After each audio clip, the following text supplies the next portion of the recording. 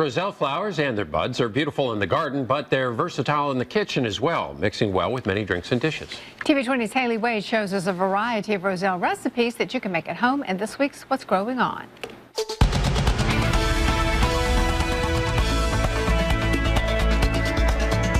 Welcome to my kitchen and another episode of You Grow It, I'll Cook It. My name is Stephanie Samara Hamblin, and I'm the owner and creator of Hogtown Homegrown. And today is all about Roselle. They may not look familiar, but these are the main ingredient in Red Zinger tea. You can make your own tea by dropping a couple of calyxes in the bottom of a cup and adding hot water. Just about everything you make with Roselle needs to have the center removed. The center's actually a flower bud. I find that using a citrus sipper, do you remember these from our childhood?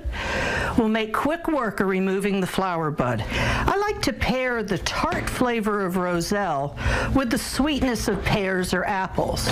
Just cut a pear in half, use a melon ball or a scoop to take out the center, and stuff it with the Roselle. You can drizzle it with a little bit of maple syrup and bake it covered, and you have a lovely dessert that's got very little sugar in it. One of my favorite things to do with Roselle is to candy them in syrup.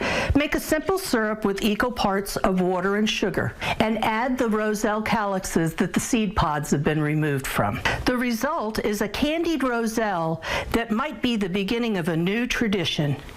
In Australia, they drop them in the bottom of a champagne glass, drizzle in a little of the simple syrup, and then pour sparkling cider or champagne on top for a lovely festive drink. So until the next time on You Grow It, I'll Cook It, cheers.